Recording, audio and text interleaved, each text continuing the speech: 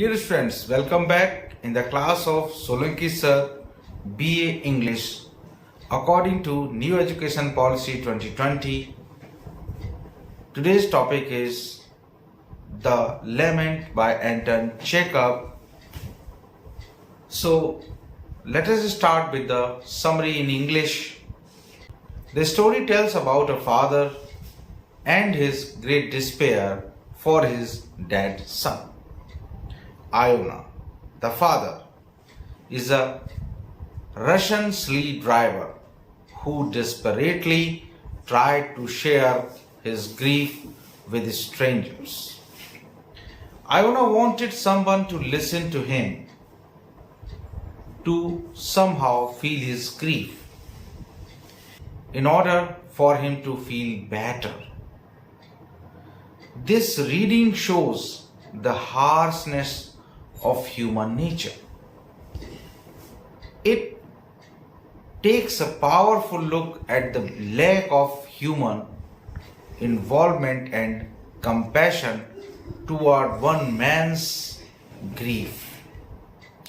Iona tries unsuccessfully 3 times to find an outlet to his pain, only resorting to the faithful ear of his horse does. Iona reached resignation from the death of his son. Iona's first fear was a military officer. At first, this man seemed interested in Iona's story, but when Iona turned around to talk to him in more detail, the officer started shouting at him about his driving. This resulted in the military officer turning Iona out. Iona's next fear was 3 obnoxious young men. They were unruly and offensive towards Iona, but he gave them a ride anyway, hoping they would just listen to him. Unfortunately, one of the men replied, "We shall all die," and Iona received no sympathy for them. Finally, when he could no longer hold his thoughts in any longer, he took his horse back to the stable. He came upon another cabman, and Iona told him about his grief, only to find the cabman was fast asleep. Iona wanted to tell someone the details of his son's death, yet no one showed an interest. This only drove him deeper into grief and only intensified his emotions. He watches crowds of people go by and the narrator adds, "Can he not find among these thousands someone who will listen to him?" In the end, Iona found refuge speaking to his horse. He poured his heart out to her and she listened. So, students, this was the summary of the story The Lament by Anton Chekhov. Now come to the Hindi version of this summary. जैसे कि हमारा chapter जब शुरू होता है तो एक dialogue है उसमें, "To whom shall I tell my grief?" Means किस से कहें हम अपने दिल का दर्द। बहुत मार्मिक कहानी है।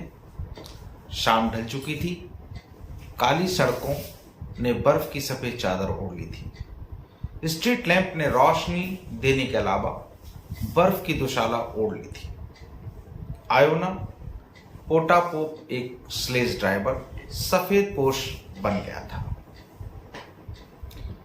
जीवित शरीर को जितना झुकाया जा सकता है, आयोना अपने स्लेज पर उतना ही झुक कर बैठा था। वो बर्फ से ढक चुका था, उसकी घोड़ी भी बर्फ से ढक चुकी थी, जड़ होकर खड़ी थी। घोड़ी का यूं बिना हिले डुले खड़े रहना उसे किसी खिलौने जैसा बना रहा था, जिसमें जान न हो, शायद वो भी किसी सोच में डूबी थी। ऐसा जीव जिसे अपने घर वालों से, दोस्तों से, हरे घास के मैदानों से, साफ सुथरे झील के पानी से दूर कर दिया हो। वो कुछ तो सोच रही होगी। अबला जीव भी स्मृति में होती है। बहुत देर से आयोना को कोई सवारी नहीं मिली थी और वो अपनी स्लेज के साथ यूं ही खड़ा था। तभी 3 नौजवान आए और आवाज लगाई, पुलिस ब्रिज चलोगे? हम 3 लोग हैं और 20 रुपए देंगे। आयोना स्लेज पर बैठ गया और चाबुक घुमाया। पुलिस ब्रिज तक जाने के लिए 20 रुपए बहुत कम थे, पर आयोना के पास ये सोचने का वक्त नहीं था। नशे में धुत तीनों नौजवान अपशब्द कहते हुए स्लेज पर चढ़ गए।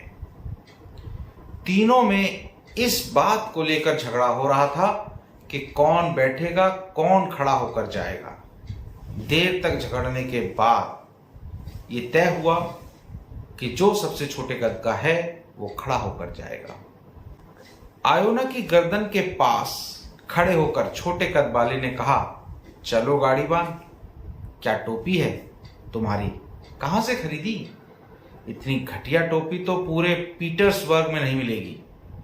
आयोना ने हंसते हुए कहा, बस खरीद ली है, गर्व की कोई बात नहीं है। अगर ऐसा है तो चलाओ तेज। क्या सारे रास्ते ऐसी ही चाल चलोगे या फिर तुम्हें लगाऊं एक जोरदार?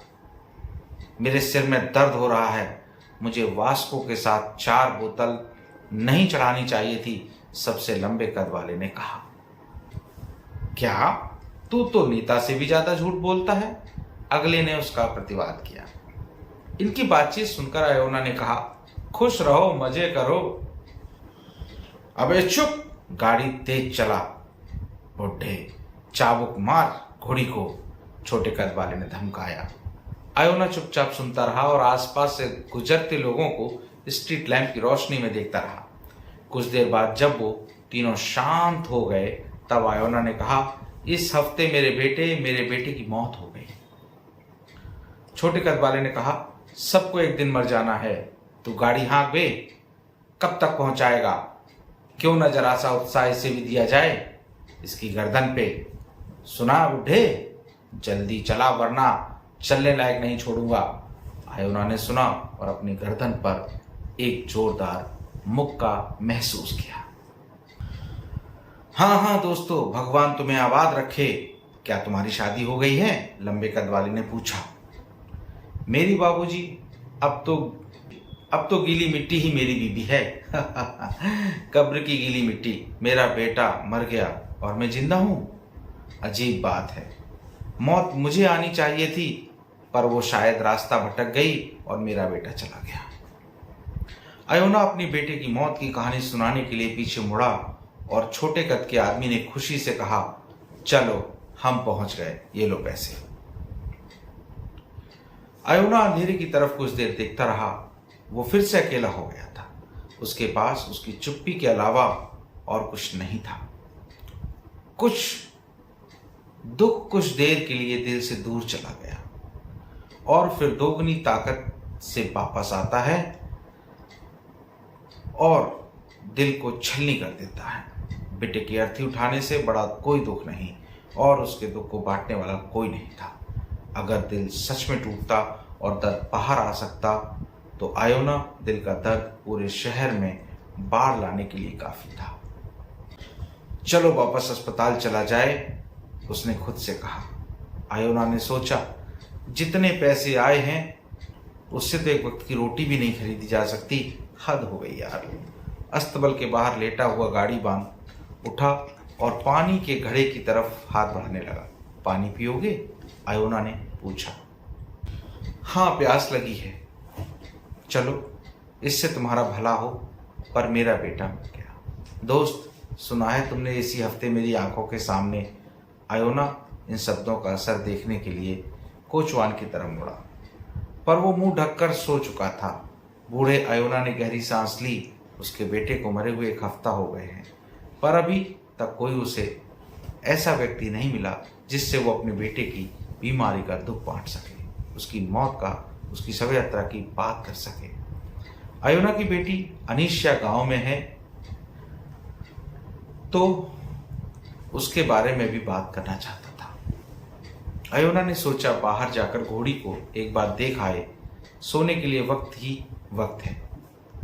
आयोना ने घोड़ी से पूछा, क्या चबा रही है तू? ले खा ले सूखी घास, चने किसी और दिन खा लेना। क्या करूं, बूढ़ा हो गया हूं, अच्छे से काम नहीं कर सकता। मेरे बेटे की उम्र थी अभी गाड़ी चलाने की, उसे तो अभी और जीना था।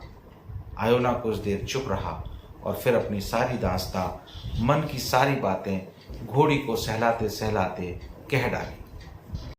So students, this is all about the story The Lament by Anton Chekhov, and as I told you the story in English as well as in Hindi. Now come to the topic question answer segment.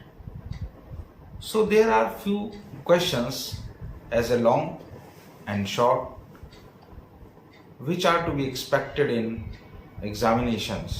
So question number 1 is, discuss the analysis of Anton Chekhov, the story The Lament.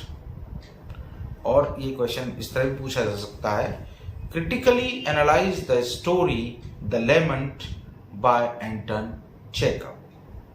Next question देखिए, empathy and understanding are going out of modern society.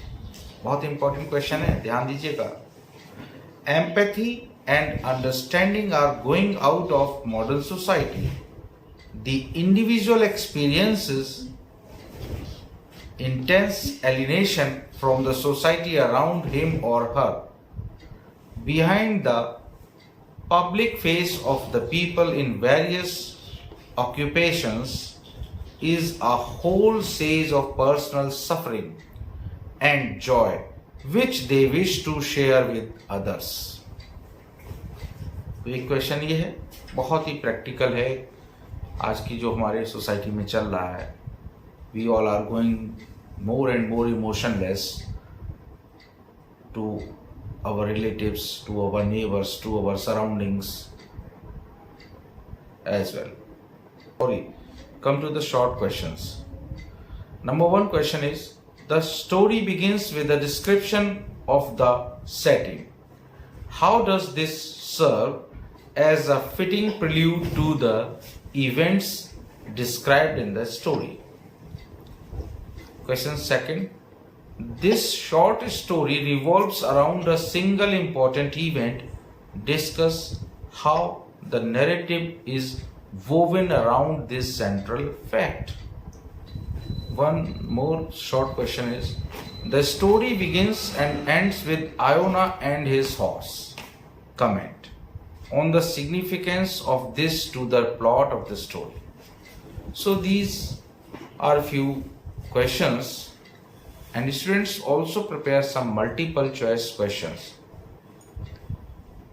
for the examination.